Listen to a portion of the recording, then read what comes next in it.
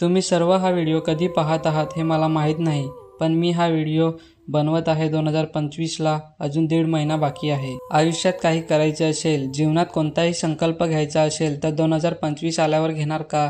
आणि तोपर्यंत आपण आपले आयुष्य काय उद्ध्वस्त करत बसणार आहोत? अजिबात नाही. आपल्या आयुष्यातील इतका महत्त्वाचा 1.5 महिना आपण वाया घालवू शकत नाही. जे लोक 2025 आल्यावर काहीतरी करायला सुरुवात करतील आणि जे लोक हा व्हिडिओ पाहिल्यानंतर लगेच स्टार्ट करतील, जे 2025 मध्ये केले जाणार होते, याचा परिणाम असा होईल की 2025 आल्यावर जे लोक काही करायला लागतील त्यांच्यापेक्षा तुम्ही 2-3 महिने पुढे असाल. आता प्रश्न पडतो की काय करायचं? बाकी सगळे करतात तेच करायचे का? का त्याच सर्व गोष्टी ज्या प्रत्येक व्हिडिओमध्ये पाहून मिळतात? अजिबात नाही. बघा, ती व्यक्ती कोणी असली तरी, तो जगातील सर्वात मोठा मोटिवेशनल स्पीकर असला तरी, कोणाच्याही गोष्टीवर कधीही आंधळेपणाने विश्वास ठेवू नका. ती गोष्ट योग्य की अयोग्य हे आतून जाणवल्याशिवाय कोणावरही अजिबात विश्वास ठेवू नका. बघा, आपली सवय काय आहे? कोणी जे काही बोलेल आपण ते ऐकतो आणि ते ऐकल्यानंतर आपण लगेच त्यावर विश्वास ठेवतो आणि आपण ते काम करू लागतो आणि आपण त्या गोष्टी काही वेळ करतो आणि मग आपण परत आपल्या नॉर्मल स्टेजमध्ये येतो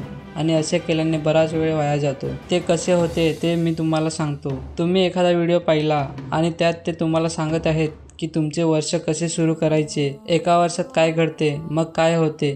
हा व्यायाम करावा लागतो, लवकर उठायचे, लवकर झोपायचे, ही स्किल विकसित करा, ती स्किल विकसित करा, फोन वापरणे कमी करा. बरेच पॉइंट्स आहेत. या व्हिडिओमध्ये मी तुम्हाला यापैकी कोणतीही गोष्ट करण्यास सांगणार नाही. आज आपण थोडे प्रॅक्टिकल होण्याचा प्रयत्न करू. कदाचित तुमच्यामध्ये असे काही लोक असतील ज्यांना क्रिकेटर बनायचे स्वप्न आहे आणि त्यांना क्रिकेटर बनायचे आहे. आता तुम्हाला क्रिकेटर होण्यासाठी पुस्तके का वाचायला सांगितले जात आहेत, त्याचा याच्याशी काय संबंध? ही हॉबी डेव्हलप करायची आहे, ती हॉबी डेव्हलप करायची आहे. तुम्हाला काही करायची गरज नाही. आणि बघा, ज्याच्या आयुष्यात ध्येय आहे ते या सगळ्या गोष्टी करत नाहीत. या सर्व गोष्टी ते लोक करतात ज्यांना त्यांच्या आयुष्यात काय करायचे आहे हे माहीत नसते, कारण त्यांना त्यांच्या आयुष्यात काय करायचे हेच कळत नाही. त्यामुळे यूट्यूबच्या व्हिडिओमध्ये सांगत असलेल्या सर्व गोष्टी ते करतात. त्यामुळे त्यांची एनर्जी ही तिकडे जात नाही. जे काही यूट्यूबर आपल्या व्हिडिओमध्ये सांगत आहेत त्या गोष्टींचे पालन करण्यासाठी तुम्ही त्या सर्व गोष्टींचे 4 दिवस पालन करू शकत नाही, कारण त्या सर्व गोष्टी तुमच्या आतून आलेल्या नाहीत. दुसऱ्या एखाद्या व्यक्तीने ते तुमच्या आत ठेवले आहे. मला जास्त फिरून बोलायचे नाही. फक्त माझे ध्येय आहे की तुमच्या जीवनात कोणतेही ध्येय नाही जर तुम्हाला माहीत नसेल की तुम्हाला तुमच्या आयुष्यात काय करायचे आहे. त्यामुळे तुम्हाला तुमच्या आयुष्यात काय करायचे आहे ते पटकन शोधा, नाहीतर आयुष्य ठरवेल तुम्हाला काय करायचे आहे. म्हणून तुमच्या आयुष्यात एक ध्येय बनवा आणि मग त्यावर काम करा.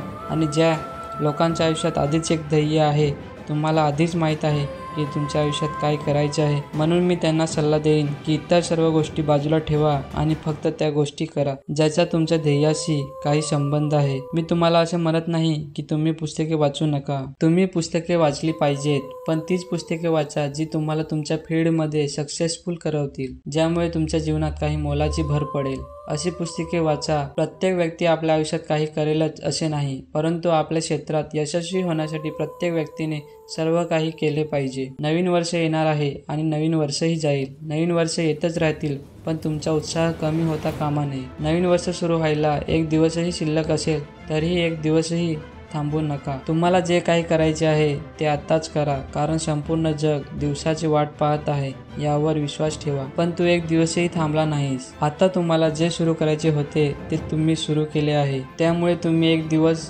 संपूर्ण जगाच्या पुढे असाल. त्यामुळे जर तुमच्या आयुष्यात कोणतेही ध्येय नसेल तर प्लीज तुमच्या आयुष्यात तुमचे ध्येय निश्चित करा. आणि जर तुमचे ध्येय असेल तर तुम्हाला नवीन वर्ष साजरे करण्याची अजिबात गरज नाही. त्यावर काम करत राहा आणि त्यांच्याशी संबंधित सर्व गोष्टी करा.